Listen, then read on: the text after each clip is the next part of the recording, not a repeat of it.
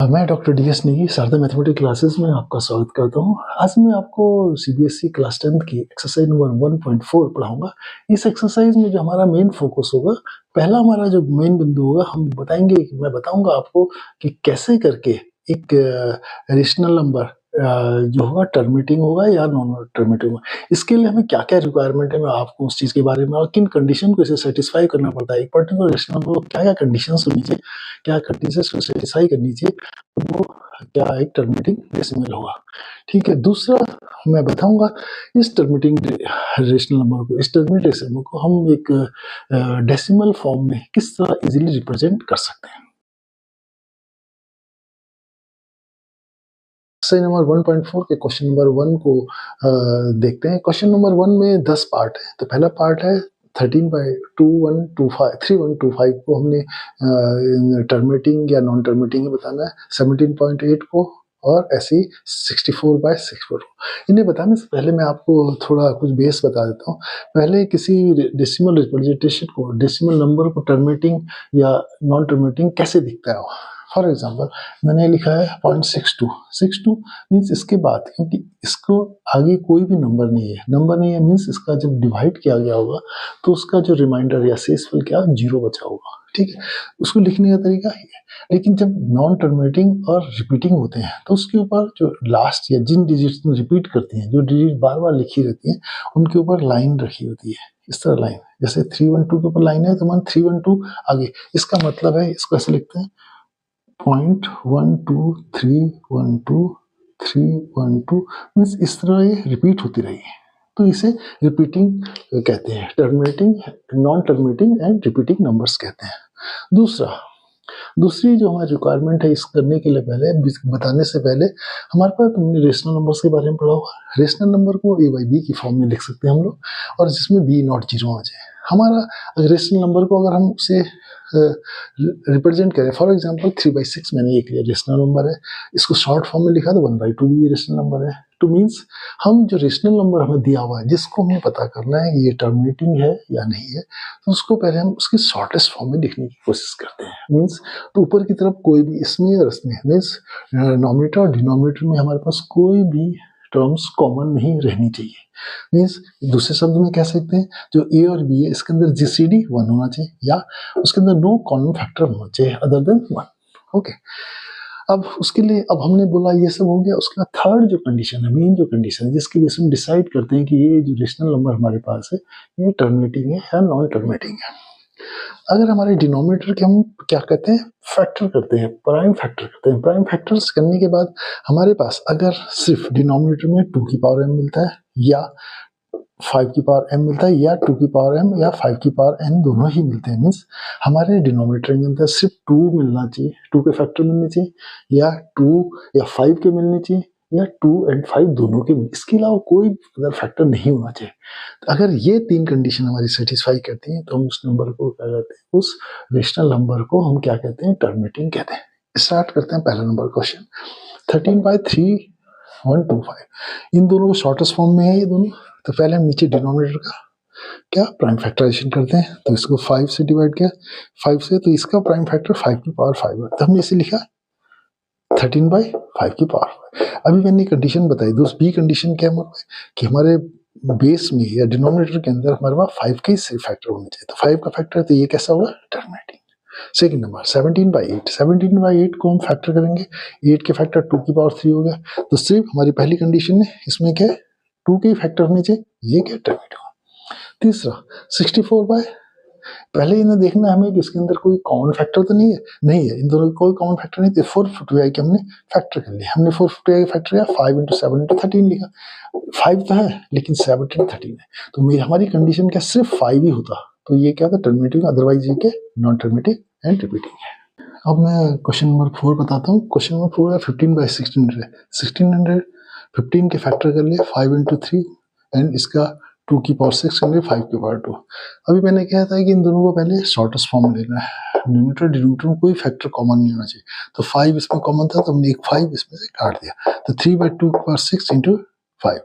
फिर मेरी कंडीशन मैंने बताया था कि आपको कंडीशन डिनोमिनेटर में हमारे पास 2 और 5 हो 2 हो या 5 हो या दोनों ही हो, तो इसमें दोनों है, तो इसलिए क्या होगा, ये वाला फैक्टर क्या होगा, 15/16 टर्मिनेटिंग होगा।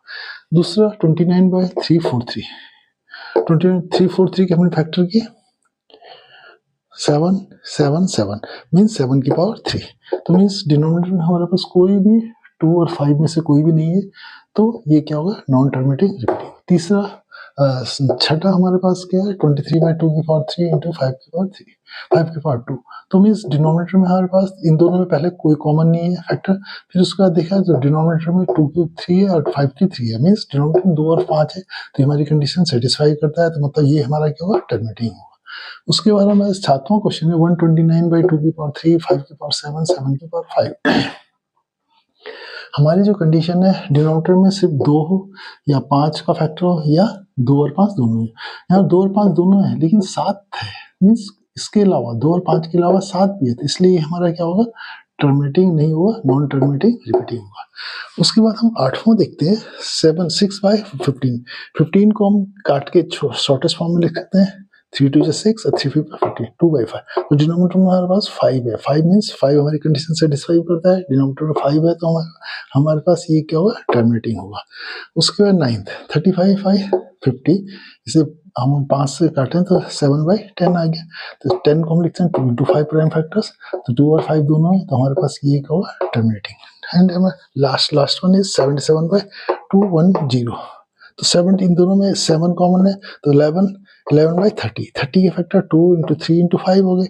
अभी देखो इसमें 2 और 5 तो है लेकिन 3 भी है, तो हमारा 3 नहीं होना चाहिए था, तो मीन्स ये फैक्टर क्या हो गया हमारा, ये जो 77/210 नॉन टर्मिनेटिंग है, रिपीटिंग होगा।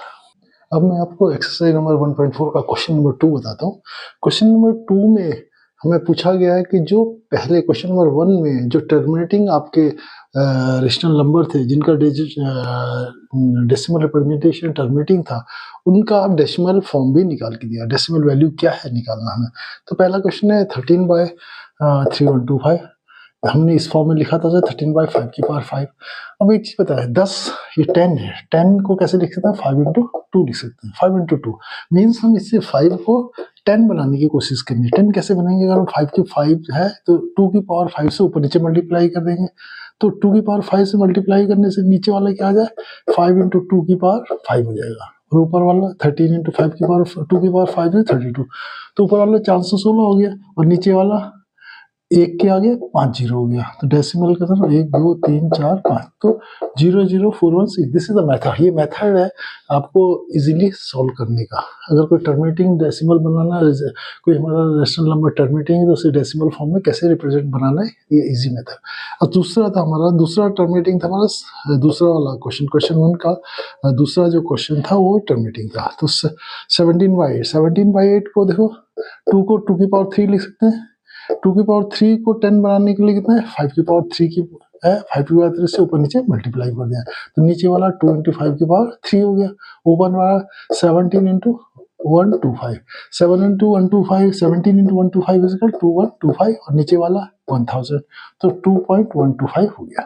फिर हमारे पास चौथा नंबर था जो 15/1600 था, ये टर्मिनेटिंग डेसिमल फॉर्म था, तो हमें इसे इसमें जो इसे शॉर्टेस्ट फॉर्म में पहले बनाया था हमने, तो 3/320 हो गया, तो 320 के फैक्टर क्या हो गया, ये हो गए 3/2 की पावर 6 इंटू 5।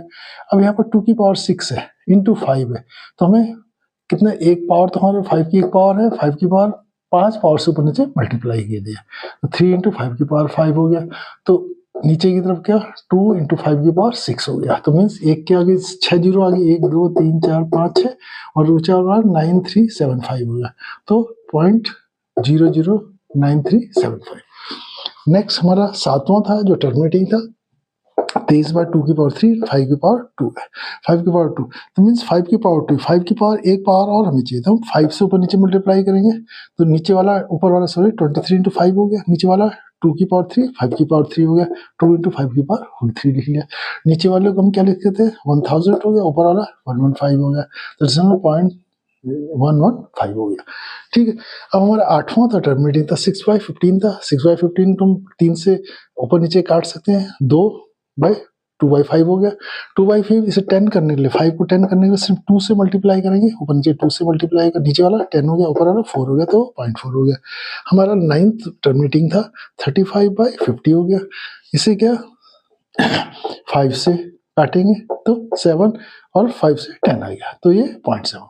तो इस तरह हमारे ये जो नंबर्स टर्मिनेटिंग थे उसको इजीली जो मेथड है, किस तरह आप इसे टर्मिनेटिंग डेसिमल को किस तरह डेसिमल रिप्रेजेंटेशन में लिख सकते हैं, ये मेथड है। अब मैं आपको एक्सरसाइज नंबर 1.4 का क्वेश्चन नंबर 3 बताऊंगा।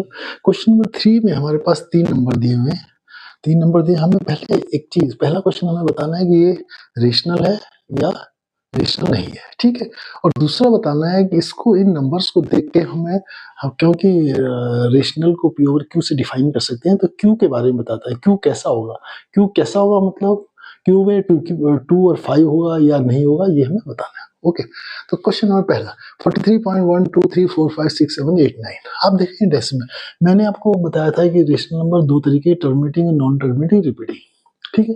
टर्मिनेटिंग डेसिमल में हमारे पास क्या होता है, नीचे की तरफ फैक्टर क्या 2 और 5 होता है, 2 और 5 दोनों ही हो सकते हैं, ठीक है। तो मीन्स हमारा ये क्या है, एक लिमिट के बाद जाके खत्म हो गया, टर्मिनेट हो गया, तो ये टर्मिनेटिंग हुआ। तो टर्मिनेटिंग कंडीशन मैंने क्या बताई थी, जो क्यू है पी ओवर क्यू, क्यू के फैक्टर करते हैं, क्यू में हमारे क्या होंगे, तो हमारा ये क्या रेशनल नंबर है, कैसा नंबर है, टर्मिनेटिंग है। और तीसरा इसके क्यू में जो फैक्टर होंगे वो क्या 2 और 5 के होंगे, 2 होगा या 5 होगा, या 2 और 5 दोनों होंगे, ठीक है। दूसरा, अब इस क्वेश्चन को देखें, इसमें देखो डॉट डॉट डॉट लिखा हुआ, लेकिन इसके साथ साथ इसमें एक देखिए 120 है, फिर 120 2 जीरो हो गए, 120 3 जीरो। तो मीन्स अगर ये 120 120 120 तभी हम बोलते terminating repeating, terminating non terminating और रिपीटिंग होता, लेकिन ये भी नहीं है, तो ये क्या रेशनल नंबर नहीं है, ठीक है। तीसरा 43.12, इसके ऊपर बार लगाया हुआ, तो मैंने आपको जब बताया था उस समय रेशनल नंबर के बारे में, नॉन टर्मिनेटिंग रिपीटिंग के बारे में बताया था। तो इसमें बार का मतलब क्या होता है, इसके पॉइंट के बाद, इसके बाद ये पूरा 1 2 3 4 5 6 7 8 9 आएगा, तो मीन्स ये रेशनल नंबर है इसके। लेकिन इसका जो डिनोमिनेटर या क्यू कैसा होगा, पी ओवर क्यू होता है, क्यू कैसा होगा, उसमें क्या होगा 2 की पावर 5 या 2 और 5 में से कोई भी नहीं होगा, या 2 और 5 में से कोई होगा, तो हो सकता है दूसरा और फैक्टर भी हो। तो इसलिए क्या है, रेशनल है, लेकिन ये कैसा है, non terminating repeating rational number है। ओके।